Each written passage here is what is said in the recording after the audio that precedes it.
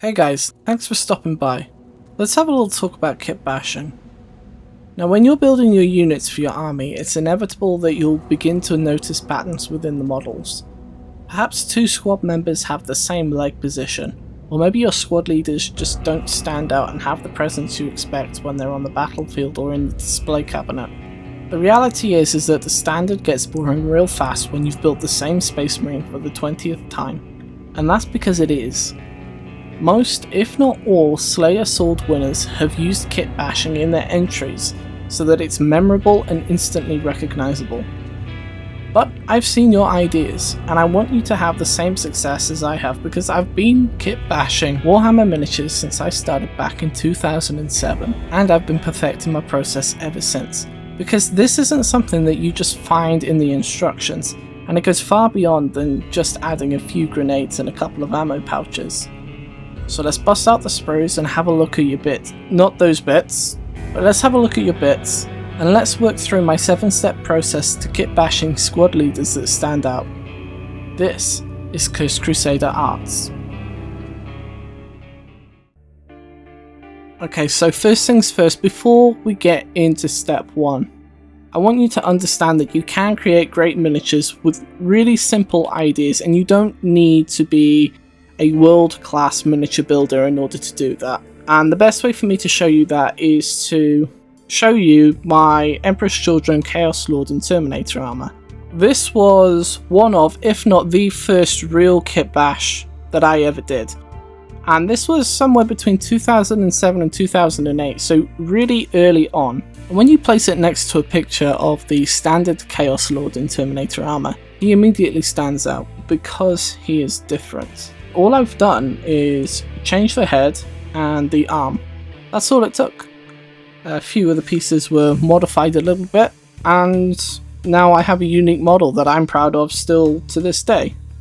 Fast forward to April last year, this is my Chaos Renegade Oberyn, and this guy is quite heavily converted. He's got different heads, modified armor, parts from a whole bunch of other kits, and of course the not so subtle trophy on top of the shield. So how did I do this, and more importantly, how can you do this? I'm going to base my miniature off this picture from the Space Marine Codex. I like this commanding nature of the Ultramarine. So we have the pointing arm, which is one of the big elements. Then of course there are all of these purity seals that are all over this Space Marine. They are blowing in the wind and going crazy, so this guy has a lot of blessings on him.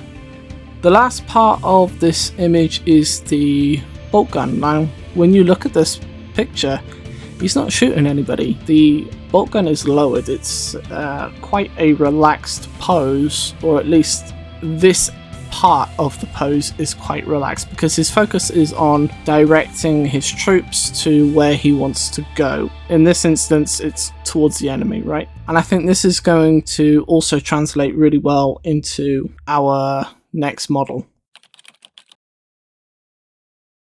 Any form of art starts with a blank canvas, and for your miniatures, the canvas takes the form of the base parts of your model. In this case, we are talking about the body, as in the chest piece, the power pack, and the legs.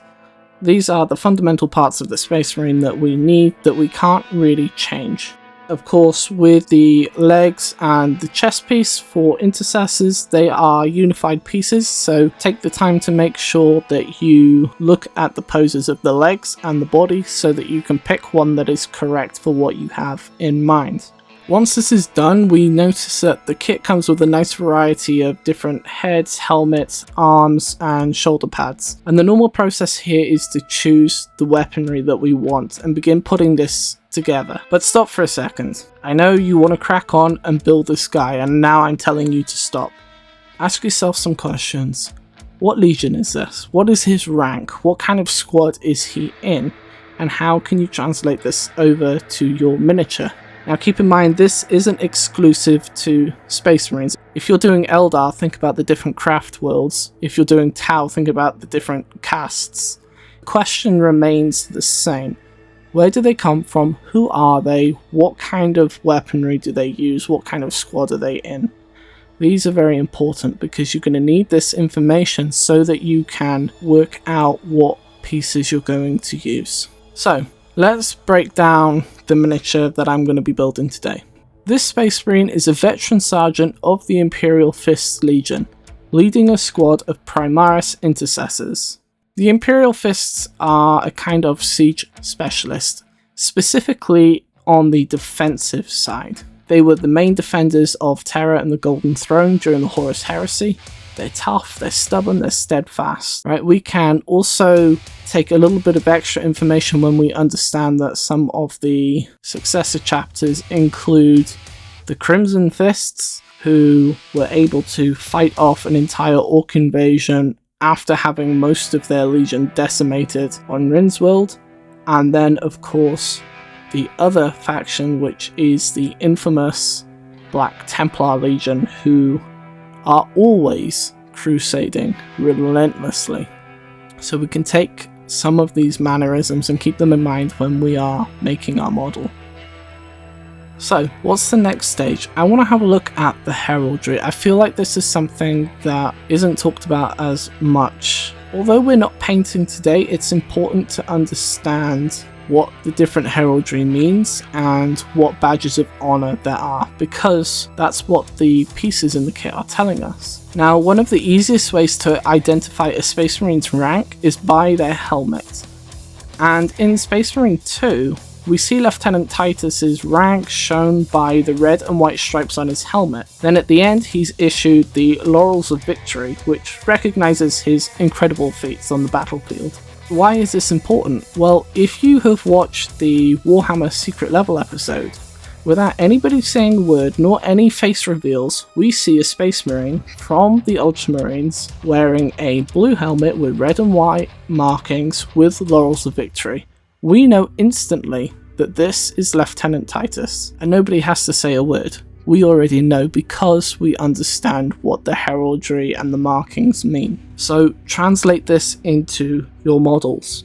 So let's look at our model again, and let's look at the Imperial Fists stuff, right? We can see that all leaders from sergeants through to captains have a helmet with this tiny little skull on it. Now, this is the Iron Skull, which is a badge of honor rewarded to Space Marines who have shown exceptional leadership skills in battle. So if we want our model to wear his helmet, the one with the skull is typically the way to go. However, I want him to be a veteran sergeant. So we need another badge of honor, which is this cross. This is known as the Crux Terminus, and this is a symbol that we're used to seeing on Terminator armor, and inside it holds a minuscule fragment of the Emperor's power armor that was worn during the final battle with Horus. Now, other veterans who are not wearing power armor will display or wear a smaller depiction of the Crux Terminus on their armor, so that they can be recognized as veterans. Alright, now you can start building. When I'm building miniatures, especially for a kit bash, I like to break everything down between core parts and decorative parts. We already have what I called earlier the canvas, which is the body, legs and power pack. So let's finish off the rest of the body, keeping in mind the inspiration that we were talking about earlier on. First of all, I'm going to use this right arm that is pointing. This keeps in line with what we were inspired by, and it gives off this aura of authority. This also works particularly well as the body that we've chosen has a torso that is slightly turned towards the right as well, so it looks like he is turning to indicate where to go or a target that needs to be taken out or anything of that nature. Now for his other arm, I'm going to choose this piece that has the bolt rifle tucked under his arm. When I create characters, especially leadership characters, I like the head to be exposed. This is an artistic trait so that we connect to the character, and that's because the human brain is wired to resonate with faces. So what head do we choose? I've got a few different options, but I'm going to choose this one where we have the closed mouth, the augmented eyepiece, and the two studs in his head. The closed mouth suggests that this sergeant is more stoic and steadfast, kind of like the rest of Dawn's children. Then with the augmented eye, it suggests that he may have an advantage in acquiring tactical information. So moving on from these core parts, we're going to start to add even more story with the extra parts. I'm going to start with the shoulder pads, and ironically my Imperial Fist upgrades arrived after I finished this model. Why do I even bother? Instead, I'm going to use a shoulder pad for the right arm that has a scroll underneath it, and then for the left shoulder, I'm going to use this studded shoulder option. And this design is from the Mark 6 armor from the Horus Heresy when armor was in short supply. So perhaps our veteran is honouring the sacrifices made by the loyalists during the heresy. Or perhaps this shoulder pad or pauldron is a relic from that era. So I'm going to add some more detail through utility. First of all, I'm going to give him a sidearm on the right hand side of his belt.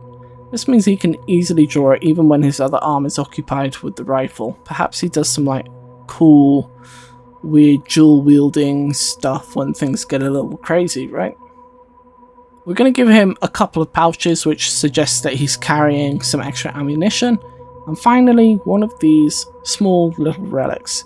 And this is a cool little addition that has been brought in recently, adding reliquaries to Space Marines to sort of refer back to the old Gothic origins without being too gaudy. On his chest, I'm going to add 2 purity seals. One is a Space Marine purity seal that we're kind of used to, and the second one is from the Sisters of Battle. Now the reason I'm going to the Sisters of Battle for purity seals is because they're different sizes and shapes. A lot of the Space Marine ones are your normal sort of rectangular, flat ending purity seal, but the Sisters of Battle ones are usually a little narrower, they're longer and more wavy, and they tend to end in a point. It just adds more variety to the model. That's all it is, we're just using shapes to break things up and add more character to the model. Talking about purity seals still, we add a absolutely tiny one, which is from the Sisters of Battle, onto the shoulder pad, just because I thought it was cool, and another one to the bolt rifle. So that suggests that the bolt rifle itself has its own blessing, perhaps to give it extra power against fighting heretics. Now at this point, I'm pretty excited. When I get excited, I want to add servo skulls because I love these bad boys. They sort of hover around, feeding the guy more tactical information. It acts as an independent thing. It can interact with things. Servo skulls are just cool.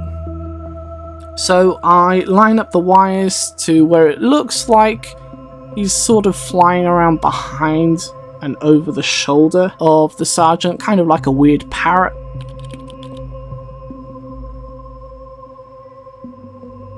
Now that you've pretty much finished, what I want you to do is take a break from your model. When you're close up and personal for an extended period of time, it kind of warps your perception of how you look at things. You have had this model up in your face for however many minutes, hours, days, however long it's taken. Take a break, okay? Go for a walk, have some lunch. If it's super late at night, go to bed, come back to it the next day. You can even ask somebody else for their opinion on it too. But the most important thing is that you take a break and come back with fresh eyes. You will notice things that need to be changed, or you may have thought of new ideas since then. For example, when I finished this model and I went away, I came back the next day and I found this cool picture, right? This picture is awesome because this Space Marine has trophies on his power pack. He's got 3 skulls on his power pack. That's pretty awesome, right? It's not something that we're used to seeing in the main media of Space Marines, whether it's the games or the films or the models, right? But in this piece of art, it's there. And Space Marines do take trophies. They do it all the time. Coming back with fresh eyes, you will notice things need to be done. So I add these skulls to the power pack. I've got a Tau and a human skull from the box of skulls, and I have a human resin skull that I bought from a third-party group. But there is a problem. the 3 heads ended up being pressed right up against the servo skull. What I end up doing is I glue the servo skull onto the base. Right, I lost part of the wires along the way, but that's not a big deal. I superglued him onto the base in an area that's not too offensive. That way, I still get to have the servo skull, and he still gets to scan the area and feed information to the sergeant, and it's all good. The rule of cool. These are your miniatures. Make them as detailed or as simple as you want. It's entirely up to you. Use the established lore if you want to, or don't. It makes no difference to me. It's up to you. Make what you think looks great. But whatever you do, make things, have fun, and I'll see you next time on Cursed Crusader Arts.